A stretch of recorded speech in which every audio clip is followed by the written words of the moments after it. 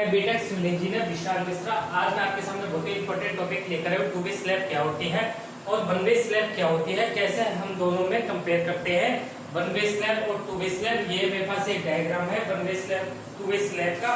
और two way slab अगर आप साइड पे स्टील की बाइंडिंग करवा रहे हो तो हमें किस तरीके से स्टील की बाइंडिंग करवानी चाहिए। जैसे सपोज है ये मेरे पास एक आरसीसी स्लैब है, जो आरसीसी स्लैब है 4 मीटर लेंथ है, 4 मीटर विड्थ है 20 मीटर। तो टू वे लेंथ है 4 मीटर, विड्थ है 3 मीटर। तो हमें इस एरिया में स्टील बाइंडिंग करवानी है अल्टरनेट। मुझे इसमें स्टील बाइंडिंग करवानी है। तो मेरे को कैसे पता होना चाहिए कि ये मेरी टू वे स्लैब है वन वे स्लैब है और किस तरीके से मुझे स्टील की बाइंडिंग करवानी है। टू वे स्लैब का जो फॉर्मूला होता है लॉन्गर स्पान और शॉर्टर स्पान। लेंथ हमारी लॉन्गर है और शॉर्टर स्पान हमारी ब्रेड्थ है और लेस देन 2। और जो भी इसका आंसर आता है डिवाइडेड करने पे वो मेरे 2 से कम होना चाहिए। जैसे 4/3 ये मेरा लॉन्गर स्पान है और ये है शॉर्टर स्पान। 4/3 3 को 4/3 डिवाइडेड करने पे 1.33 लेस देन 2 आएगा। तो अगर लेस देन 2 आ रहा है आपका तो ये मेरी टू वे स्लैब है। अगर 2 ग्रेटर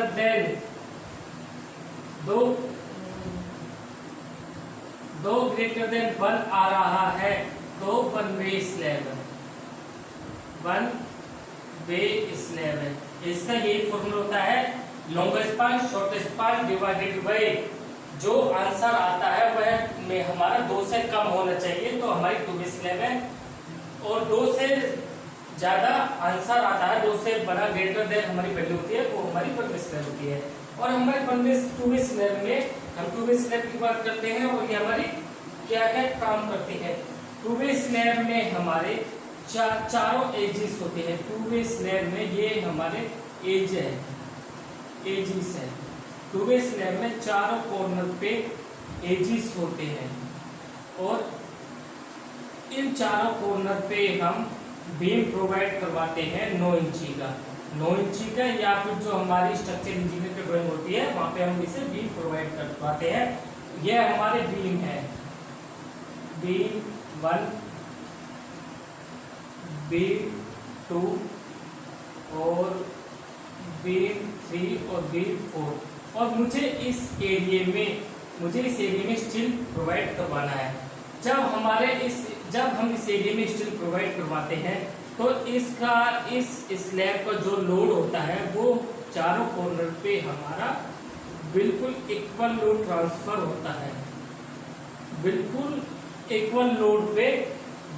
इक्वल चारों कॉर्नर पे लोड ट्रांसफर होता है। सपोज दैट अगर मेरा 20 सेंटर में यह मेरी 4/3 मीटर की स्लैब है।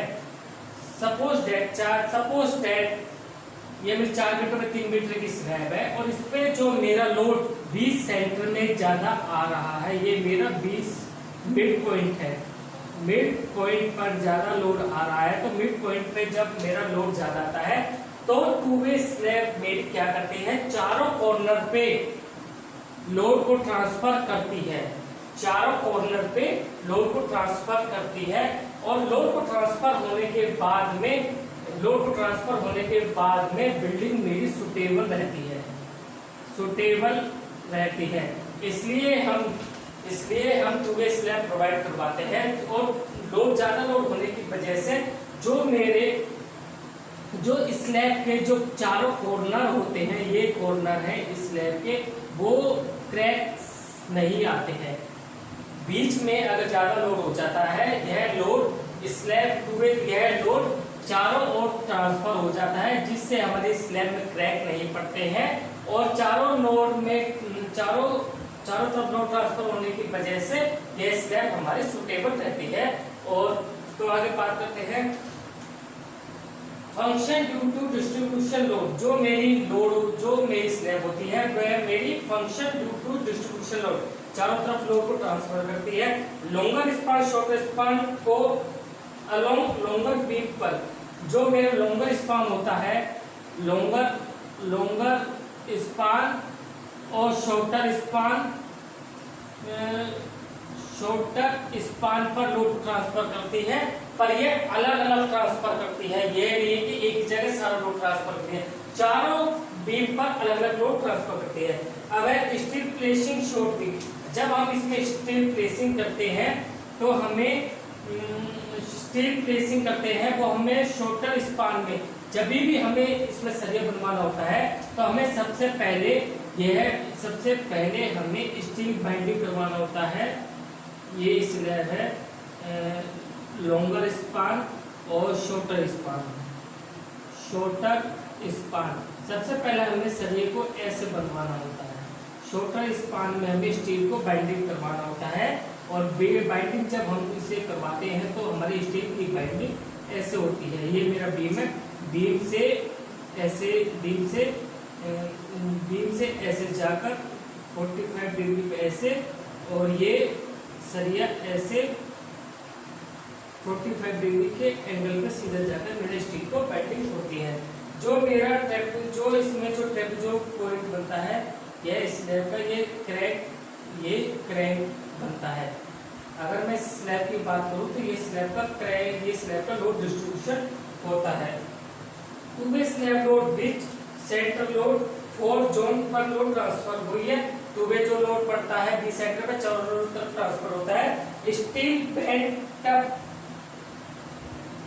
जब हम स्टील बाइंडिंग करवा रहे होते हैं, स्टील बाइंडिंग करवा रहे होते हैं तो इसमें जो हमारे स्टील में जो बेंटअप बार होता है उसे बेंटअप बार बोलते हैं, और बेंटअप बार हमारा सारा डिस्ट्रीब्यूशन पर क्रैंक प्रोवाइड होता है। जो हम स्टील प्रोवाइड करवाते हैं उसे हम बेंटअप बार बोलते हैं। बेंटअप बार में हम जो क्रैंक प्रोवाइड करवाते हैं वो हम ऐसे प्रोवाइड करवाते हैं। क्रैंक हम प्रोवाइड करवाते हैं ऐसे, हम क्रैंक प्रोवाइड करवाते हैं। और जो ये क्रैंक होता है 45 डिग्री एंगल पर हम क्रैंक प्रोवाइड करवाते हैं, और इसका जो पर्पस होता है L/4 और L/5 पे हम इसका क्रैंक प्रोवाइड करवाते हैं।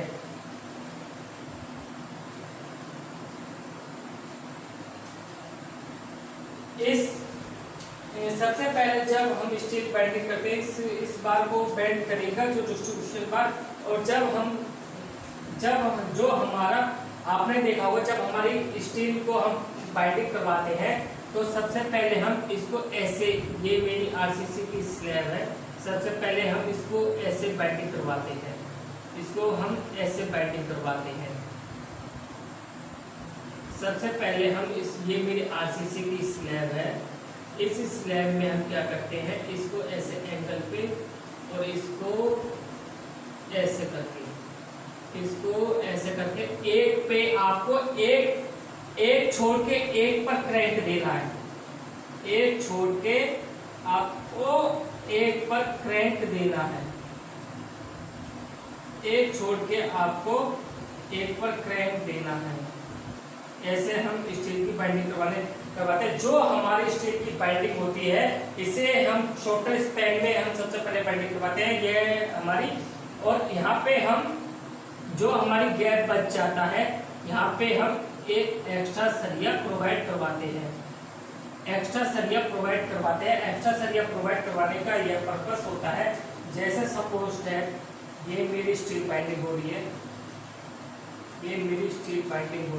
ये ऐसे हम स्टील बाइंडिंग करवाते हैं। जो मेरा यहाँ पे लोड ट्रांसफर होता है उस लोड को, जो मेरा यहाँ पे लोड ट्रांसफर होता है उस लोड को रेस्ट करने के लिए हम यहाँ पर एक एक्स्ट्रा सरिया प्रोवाइड करते हैं, ताकि एक्स्ट्रा सरिया प्रोवाइड करने का यह पर्पस होता है जो मेरे 45 डिग्री एंगल पर क्रैंक प्रोवाइड हुए है वह एस पर 45 डिग्री रहे। नहीं, अगर हम एक्स्ट्रा सरिया प्रोवाइड नहीं करेंगे तो ये हमारा 45 डिग्री एंगल पर जो क्रैंक प्रोवाइड हुआ है यह हमारा 30 डिग्री भी हो सकता है, 90 डिग्री भी हो सकता है और 25 डिग्री भी हो सकता है। अगर हम शॉर्टर स्पान में अगर हम स्टील बाइंडिंग करते हैं तो शॉर्टर स्पान, ये शॉर्टर स्पान है, सॉरी शॉर्टर स्पान है, शॉर्टर स्पान, ये है लॉन्गर स्पान।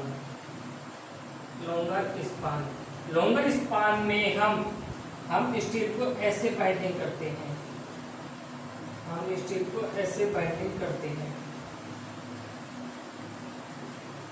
हम स्टील को ऐसे बाइंडिंग करते हैं, हम स्टील को ऐसे बाइंडिंग करते हैं, एक एक करके छोड़ के, एक एक करके छोड़ के हमें 45 डिग्री का हमें इस पे क्रैंक प्रोवाइड करते हैं, एक छोड़ के हम 45 डिग्री का एंगल प्रोवाइड करते हैं। जैसे आप एक वीडियो क्लिप चलेगी इसमें, आप उस पर देख सकते हो। तो इसका provider long travel along shorter span first, इस लॉन्ग ट्रेवल अलोंग जो भी हमारा लंबा जो लोड होता है, shorter span first, main bar is along both the span supported by four side. जो भी लोड ट्रांसफर होता है वह हमारा चारों ओर पे ट्रांसफर, चारों बीमों, चारों एजिस पे, चारों वॉल की एजिस पे हमारा लोड सारा ट्रांसफर होता है। जब भी हम इसमें स्टील, जब हम 2B स्लैब में स्टील बाइंडिंग करवाते हैं तो इसमें हम 8 mm, 10 mm, 12 mm स्टील का हम स्टील प्रोवाइड करवाते हैं। 10 mm होता है हमारा,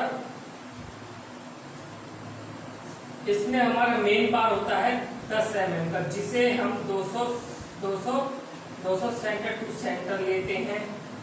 डाया ऑफ डिस्ट्रीब्यूशन बार होता है 1.5 डिस्ट्रीब्यूशन बार होता है 150 टू 150 सेंटर 8 mm का। 12 mm का हम स्टील एक्स्ट्रा में प्रोवाइड करवाते हैं। एक्स्ट्रा प्रोवाइड में हम वहाँ पर करवाते हैं जहाँ पे हम स्लैब पर ज़्यादा लोड आता है, और स्लैब पर जहाँ पर हमारा स्लैब में जो हमारे छज्जे होते हैं वहाँ पर हम 12 mm का हम एक्स्ट्रा पार्ट्स प्रोवाइड करवाते हैं। और स्लैब की थिकनेस हम 150 mm रखते हैं, जिसे हम 6 इंची थिकनेस रखते हैं। जब हम 2B स्लैब में जो हम कंक्रीट कास्टिंग करवाते हैं तो हमें इसमें M25 या M30 की हमें कंक्रीट की कास्टिंग करवानी चाहिए। तो गाइस, अगर आपको मेरा वीडियो अच्छा लगा हो तो आप मेरे YouTube चैनल को लाइक करें, शेयर करें और सब्सक्राइब करें। उम्मीद करता हूँ आपको इंफॉर्मेशन ऐसी वीडियो मिलती रहे। जय हिंद, जय भारत माता।